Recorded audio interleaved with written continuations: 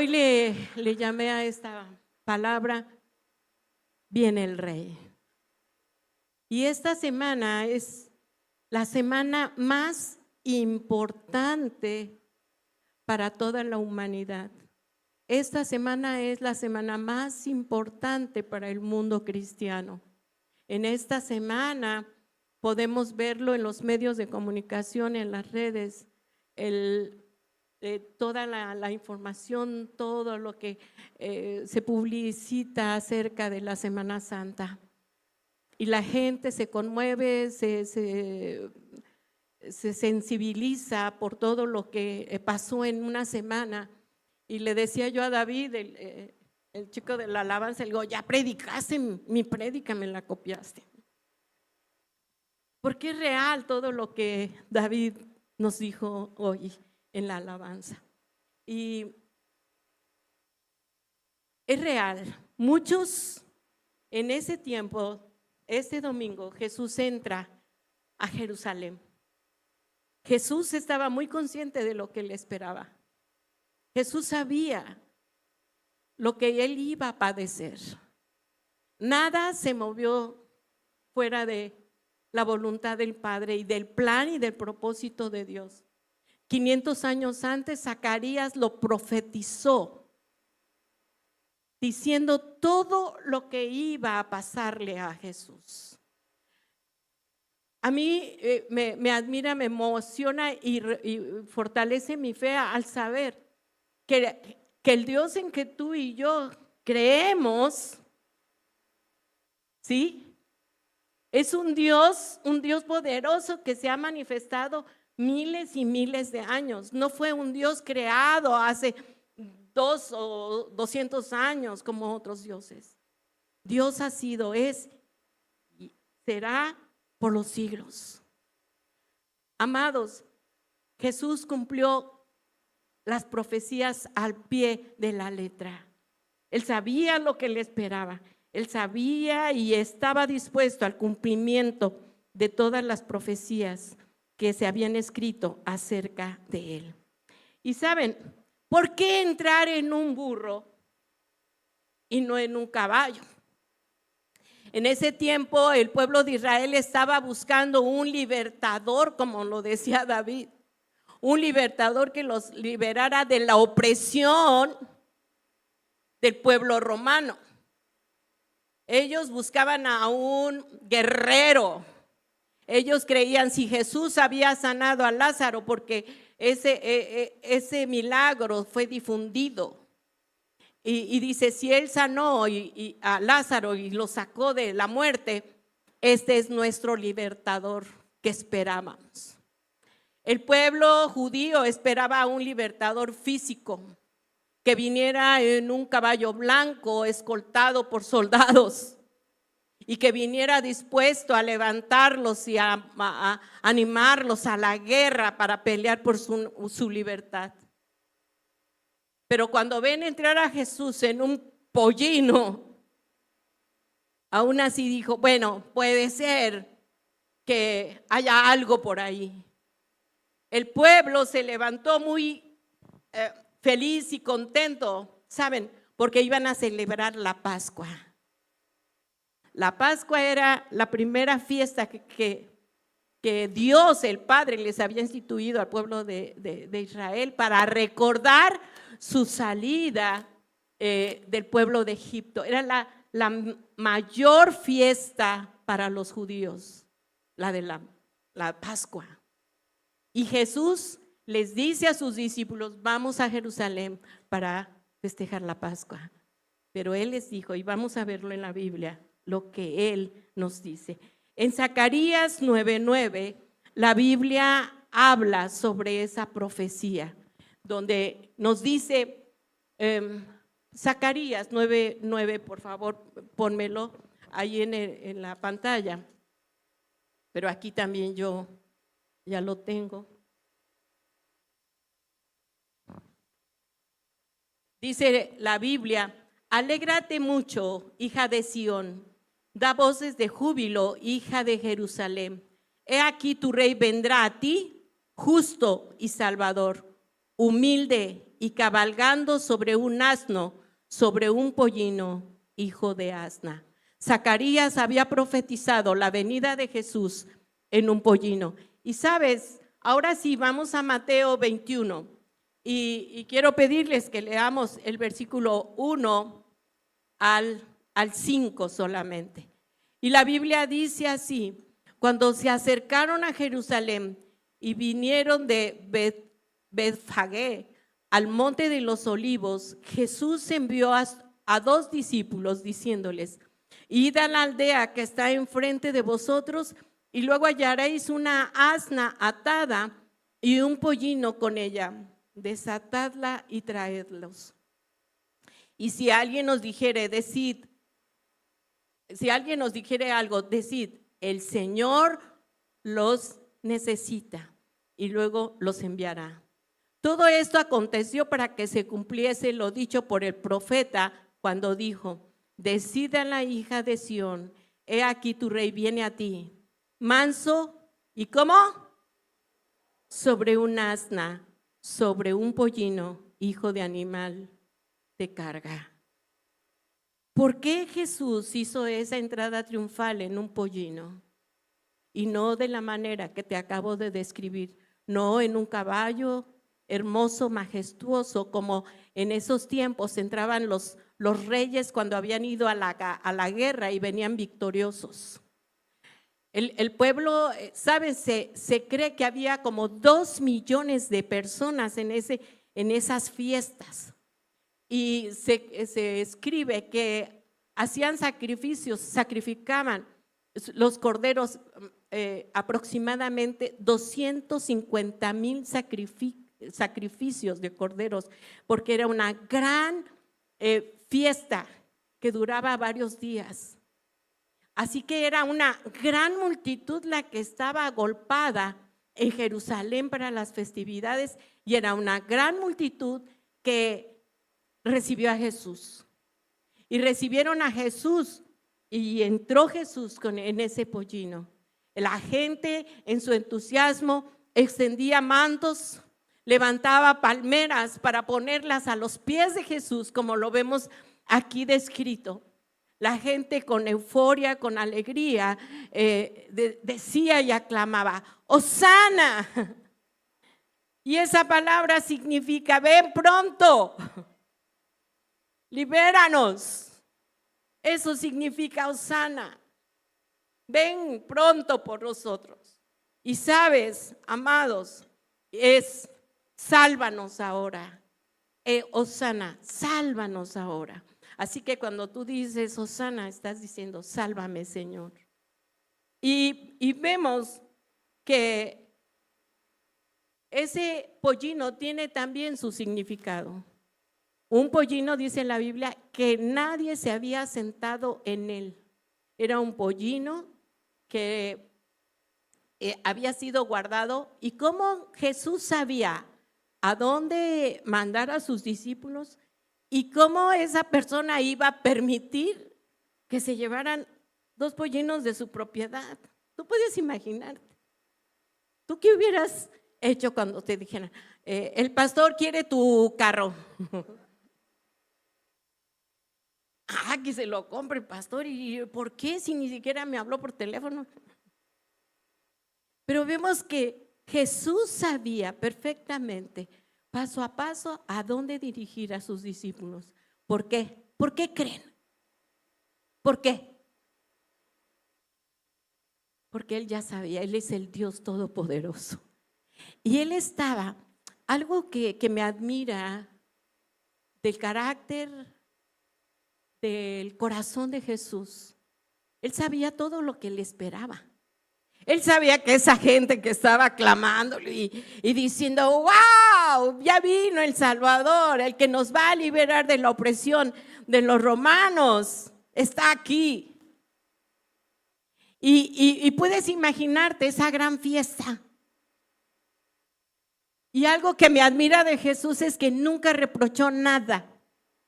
Nunca maldijo. ¿Tú qué hubieras hecho sabiendo que los mismos que te están gritando: ¡ah, que viva!, después de traiciones? Y eso para mí me motiva, me despierta una gran admiración, aparte de la fe que debemos de poner en Jesús, el saber que Jesús sabía lo que le esperaba, pero jamás reprochó a nada y a nadie su proceder. Y miren, amados, sabiendo el Señor su autoridad, sabiendo el Señor su poder sobre todas las cosas, Él cumplió las profecías. ¿Qué significa un pollino? Es el significado de humildad, de mansedumbre, de sometimiento. Un pollino significa paz, la alegría, la seguridad. Y un caballo hermoso, majestuoso, significa guerra, poder, gloria. Así que Jesús decidió entrar en un pollino. Y Él entra a esa ciudad de esa manera, no como alguien que conquista con poder, con violencia, con soldados, sino en un pollino manso y humilde. Y ahora veamos la segunda parte, y yo le llamé la traición. Jesús, y así como lo dijo David, pasados unos días, cuando las cosas ya se habían calmado, si tú lo lees, aquí seguimos en Mateo 21, leímos del 1 al 5, vamos a leer el versículo 9 al 11, y dice, y la gente que iba delante y la que iba detrás aclamaban diciendo, Hosana al Hijo de David, bendito el que viene en el nombre del Señor, Hosana en las alturas. Cuando entró él en Jerusalén, toda la ciudad se conmovió diciendo, ¿quién es este? Y a la gente decía, este es Jesús, el profeta de Nazaret de Galilea. Ahora, amados, veamos la traición. Pasados unos días, y si tú sigues leyendo de Mateo 21 hasta Mateo 26, Jesús estuvo con sus discípulos. Purifica el templo, como nos dijo David, saca a los mercaderes del templo y dice, mi casa es casa de adoración, mi casa es casa de alabanza, de oración. Y Jesús, en el capítulo 26 de Mateo, nos recuerda esta preparación para la muerte. En Mateo 25, del 1 al 2, 1 y 2, dice así, el rey, entonces, perdón, 26, aquí está. Cuando hubo acabado Jesús todas estas palabras, dijo a sus discípulos, versículo 2, sabéis que dentro de 2 días se celebra la Pascua y el Hijo del Hombre será entregado para ser crucificado. Al 5 vamos a leer. Entonces los principales sacerdotes, los escribas, los ancianos del pueblo se reunieron en el patio del sumo sacerdote llamado Caifás y tuvieron consejo para prender con engaño a Jesús y matarle. Pero decían, no durante la fiesta, para que no se haga alboroto en el pueblo. Vemos los primeros traidores. ¿Quiénes eran los primeros traidores? Las autoridades religiosas, aquellos que predicaban y decían, tenemos que matarlo, tenemos que ya terminar con él porque nos está causando muchas mermas, estamos perdiendo almas, adeptos, tenemos que acabar con este tal Jesús. Y saben, hoy en día, en ese tiempo fue el chisme de boca a boca, pero hoy las redes sociales. tus amigas, en el trabajo, en todo lo que nos rodea, tiene tanta influencia sobre tu vida que nos dejamos llevar e influenciar por todos aquellos que opinan diferente a la palabra de Dios. Y vemos aquí que fue el chisme. No nos liberó, no hizo nada, ya se fue a descansar a su casa, a estar con sus discípulos. ¿De qué sirvió tanta euforia? ¿De qué sirvió que pusiera mi manto y lo puse en el suelo? Le puse palmas. Él no hizo nada. Y empieza a contaminarse y a pasar sobre el pueblo como si fuera una epidemia. No, me desilusionó. Él no hizo lo que yo pensaba. Yo creí que nos iba a decir que nos levantáramos en armas. ¿Qué tipo de líder es este? Y saben, la murmuración se contagia. Y lo crees. A pesar de que el pueblo de Israel conocía las profecías y sabían de qué manera iba a venir el rey, el Mesías, el Salvador del pueblo de Israel. Pero para ellos era más importante una libertad física que una libertad y una salvación eterna. Para ellos era más importante ser libres de la opresión de los romanos que lo que realmente Jesús vino a hacer por ti y por mí. Y vemos la traición de estos hombres religiosos. Ahora, fíjate bien en la siguiente palabra. Vamos allí al versículo 31 al 35 de Mateo 26. 31 al 35. Jesús les imparte la Santa Cena a sus discípulos y les dicen, miren, este es mi nuevo pacto. ¿Saben qué importante es la Santa Cena? Un nuevo pacto con Él. Pero bueno, no es lo que vamos a hablar hoy. Y miren lo que dice el versículo 31 de Mateo 26. Entonces Jesús les dijo, todos vosotros os escandalizaréis de mí esta noche, porque escrito está, heriré al pastor y las ovejas del rebaño serán dispersadas. Y esa es una profecía que está en Zacarías 13:7, donde el pastor iba a ser herido y las ovejas se iban a dispersar. Y dice el versículo 32, pero después que haya resucitado, iré delante de vosotros a Galilea. Respondiendo Pedro le dijo, aunque todos se escandalicen de ti, yo nunca me escandalizaré. Jesús le dijo, de cierto te digo que esta noche, antes que el gallo cante, me negarás 3 veces. Pedro le dijo, aunque me sea necesario morir contigo, no te negaré. Y todos los discípulos dijeron lo mismo.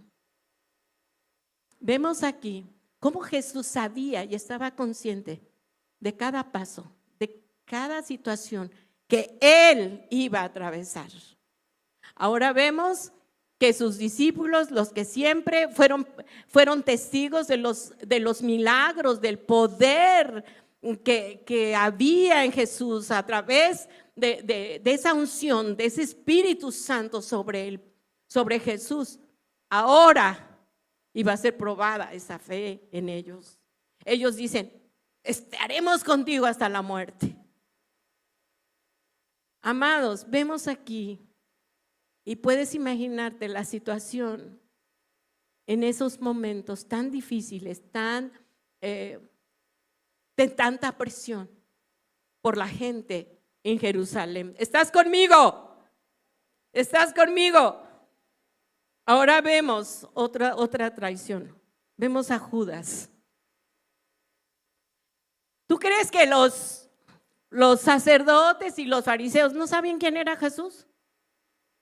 ¿Tú crees que desconocían quién era? Contéstenme. Obvio que no. Porque Jesús predicaba públicamente. Hacía milagros públicamente.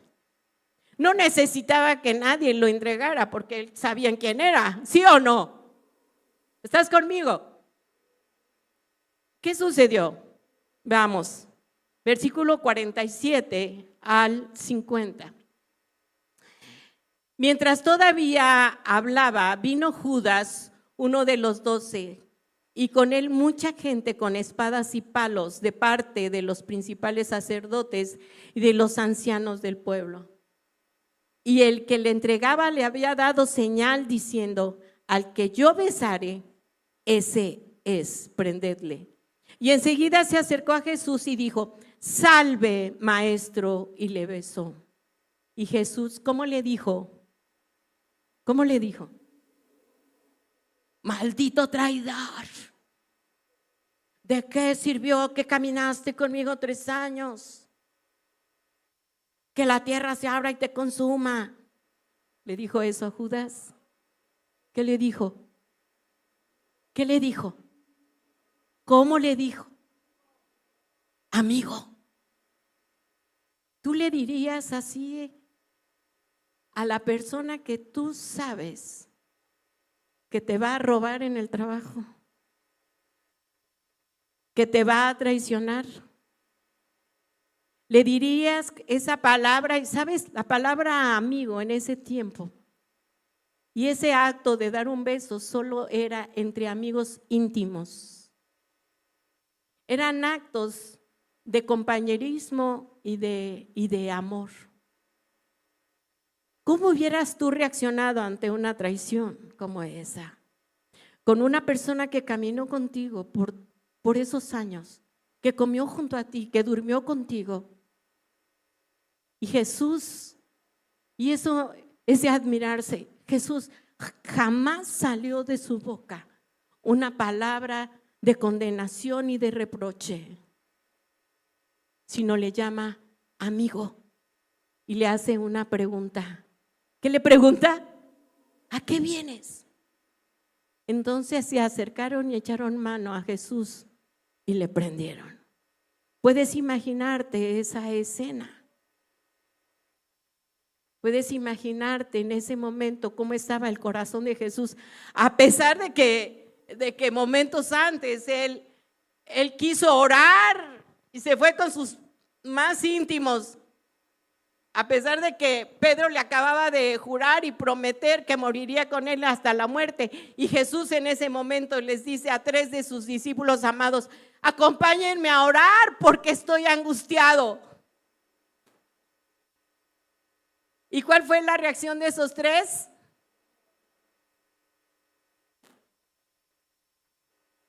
Se durmieron. El corazón de ellos todavía no, a pesar de que sabían las profecías, a pesar de que Jesús les estaba diciendo: me va a pasar esto. Ellos fueron indiferentes. O tal vez creyeron: Jesús siempre las ha librado. No sé qué vino en su cabeza de ellos, pero la reacción de ellos fue dormirse. A pesar de que Jesús les decía: mi alma está muy triste hasta la muerte. Vemos la traición de los sacerdotes, vemos la traición de Judas, vemos la traición de sus discípulos. Y ahora Jesús se enfrenta a lo más terrible, que es la muerte. Número 3 y último, Jesús el Cordero. Y veamos por qué Jesús el Cordero. La Biblia nos habla sobre ese sacrificio que el mismo Señor Jesús hizo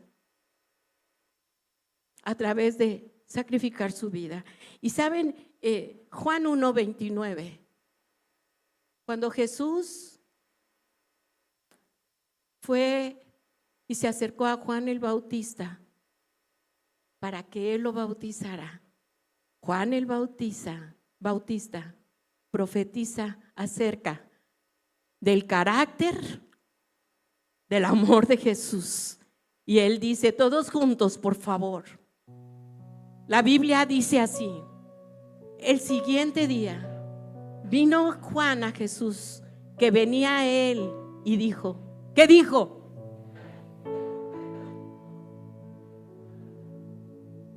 He aquí, ¿quién? ¿Cuál es la misión de ese cordero? Una profecía de Juan el Bautista. Y David nos hacía una pregunta ahorita en la alabanza. Y es la pregunta que también yo quiero hacerte. ¿Cómo estás entrando? ¿Cómo está entrando Jesús en tu vida hoy? ¿Cómo está Jesús entrando a tu vida? En ese tiempo muchos se acercaron a Jesús porque deseaban que Él los liberara físicamente de una opresión. ¿Cuáles son tus motivaciones para buscar a Jesús?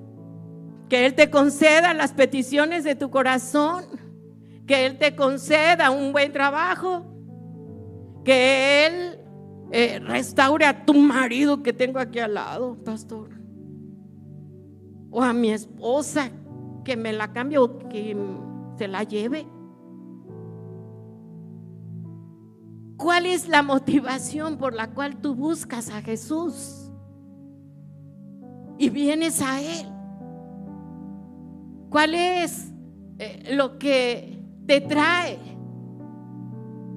hoy, este día, cuando el mundo está sensible por lo que van a estar festejando? Y solamente en estos tiempos se acercan. Y muchos dicen, bueno, yo soy esto y solamente voy a la iglesia cuando es Semana Santa, cuando es Navidad, o cuando alguien se casa o se bautiza. Ah, pero yo soy. O realmente venimos con un corazón agradecido, o realmente venimos con un corazón buscando el perdón y la salvación eterna, y agradeciendo con todo nuestro corazón. ¿Saben? Algo que siempre a mí me motiva es, y le agradezco a Dios, que Él se fijó en mí, que Él me escogió de miles de personas. Él puso sus ojos en ti y sabe el propósito de tu vida, sabe por qué te sacó y te escogió y te cuidó. Y todo esto es por amor a ti. Y yo no me canso de darle gracias a Dios. ¿Qué hice yo, Señor, para merecer esta gracia de tu amor? ¿Sabes? Ni siquiera a Judas el Señor le reprochó, ni a sus discípulos les dijo, duérmanse por favor ya. Jesús estuvo solo en esos días padeciendo, a pesar de que sabía todo lo que... ¿Tú crees que Él no pudo haber decidido que viniera una legión de ángeles y acabara con todos? Tenía ese poder para hacerlo, pero Él cumplió esa profecía, que vino manso y humilde y en obediencia a entregar su vida en la cruz. La muerte más horrible, la muerte más horrenda que un ser humano puede soportar. ¿Y sabes por qué? ¿Sabes por qué lo hizo Jesús? Por amor a ti. Dile al que está a tu lado, te ama tanto Jesús, que lo hizo por amor a ti. Nos ama tanto Jesús, que no abrió su boca, sino que fue obediente y fue muerto, obediente y muerte de cruz. Sabes, platicando hace ratito con la pastora Oli, ellos saben que Oli y el pastor Raúl y Oli fueron a Nayarit, y ella casi con lágrimas en los ojos nos compartía el testimonio de una mujer de Santiago Escuintla que fueron a visitar. una mujer cuadraplégica. ¿Sabes lo que es eso, verdad? No puede mover su cuerpo. Parapléjica es solo cuando están imposibilitados de piernas o la mitad del cuerpo. Ella estaba cuadraplégica. Pastora, su casa era cemento, las paredes sin revocar, lámina. Y para que ella se pudiera enderezar, ella se jalaba el cabello para poderse sentar. Solo una mano la tiene hábil y un dedo de la otra mano. ¿Y sabes qué hace esa mujer? Con ese dedo usa su teléfono para predicar a Jesús. Oh, Dios mío. Manda mensajes de salvación a la gente. Y cuando la gente le contesta, dice, las manda a la iglesia Santiago Escuintla. Pastora, me retó esa mujer, ¿sí o no, Mariana? Nos decía la pastora. Ivonne, que oyó también. Y la pastora casi llorando, pastora, me confrontó esa mujer. Y yo me preguntaba, ¿qué estoy haciendo yo si estoy sana? ¿Qué estoy haciendo yo por Jesús? ¿Cuál es o qué hay en nuestro corazón? ¿Cómo venimos a Jesús hoy?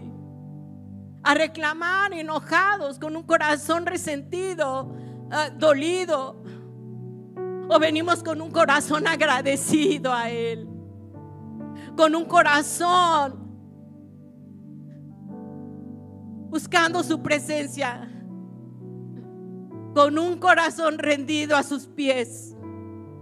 ¿Sabes? Eso me reta, me confronta, porque yo no quiero que mi vida sea solo como dice la Biblia en Salmos, como un humo que se lleva el viento. Yo quiero dejar historia, marcar a mis generaciones. Quiero que el Señor se sienta orgulloso cuando yo llegue a su presencia. Quiero honrar con mi vida el día de hoy y todos los días que el Señor me dé. ¿Por qué?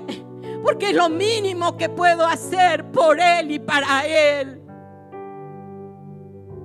Tú estás llamado a cambiar la historia de tu casa, pero eso no va a poder suceder si realmente tú no has sido confrontado con una verdadera entrega, con una verdadera transformación en tu vida. Porque la Biblia nos los dice, Él no vino por emociones. Él no se guió por lo que sintió. Él se guió por hacer la voluntad de su Padre, que era el que abrir un camino donde no la había, para que tú y yo pudiéramos acceder al Padre. Ese fue el propósito y la misión de Jesucristo. Amados, tenemos que reaccionar y volver en sí y tener dolor por los que se mueren y que tú conoces y que tú no les hablaste de Jesús. Tú tienes la responsabilidad y tú tienes que tener ese cargo en tu corazón de hablarle a tu familia que no conoce a Jesucristo. Tú tienes que vivir una vida transformada, donde el Señor sea primero, antes que cualquier cosa. Porque Jesús mismo lo dijo: amarás al Señor tu Dios con todo tu corazón, con toda tu alma, con toda tu mente, y a tu próximo como a ti mismo. Y si tú no les hablas es porque ni siquiera te amas tú. Esa es la misión: transformar nuestras vidas y ser luz en tu trabajo, en tu casa, en tu familia. Aquí es fácil ser cristiano, aquí es fácil levantar las manos, pero a donde tenemos que mostrar la luz de Jesucristo es en nuestra casa con nuestros hijos, en el trabajo,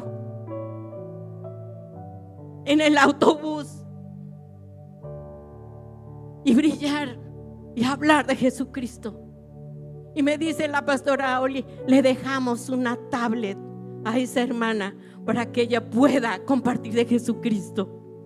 Amados, eso es lo que tú y yo tenemos que hacer por Jesús el Cordero. Ponte de pie. Y terminamos con Hechos 3, del 18 al 20.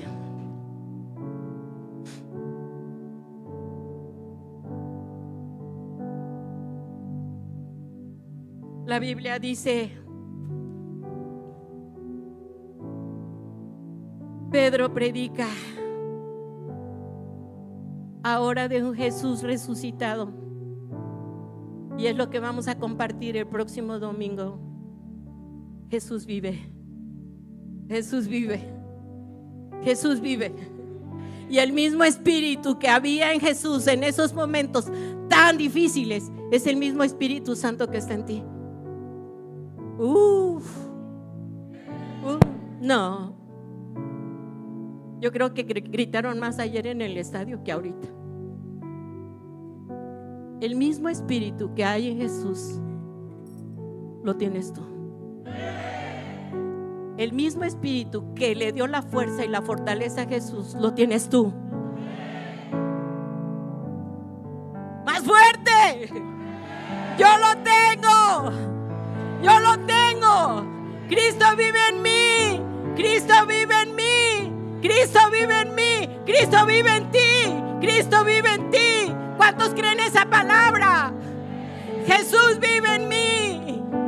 Ya no vivo yo, mas Cristo vive en mí. Ya no vivo yo, más. Levanta tus manos. Confiésalo con tu boca. Dilo con convicción, con fe. Grítalo. Ya no vivo yo, mas Cristo vive en mí. Ya no vivo yo. Ya no vivo para el pecado. ¿Por qué? Porque Cristo vive en mí. Ya no vivo para la inmundicia. ¿Por qué? Ya no vivo para otros.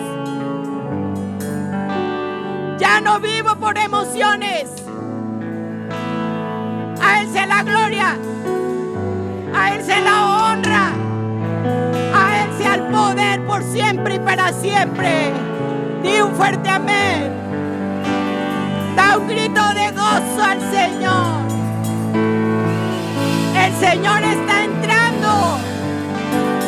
Él está haciendo una entrada victoriosa a la familia Lamies. Y la Biblia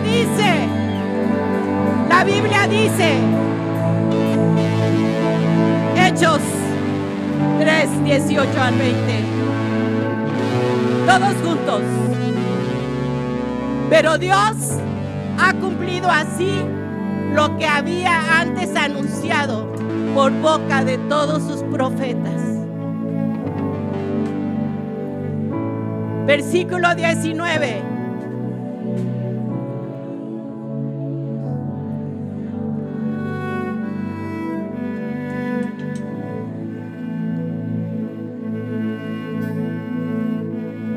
Y Él envíe a Jesucristo.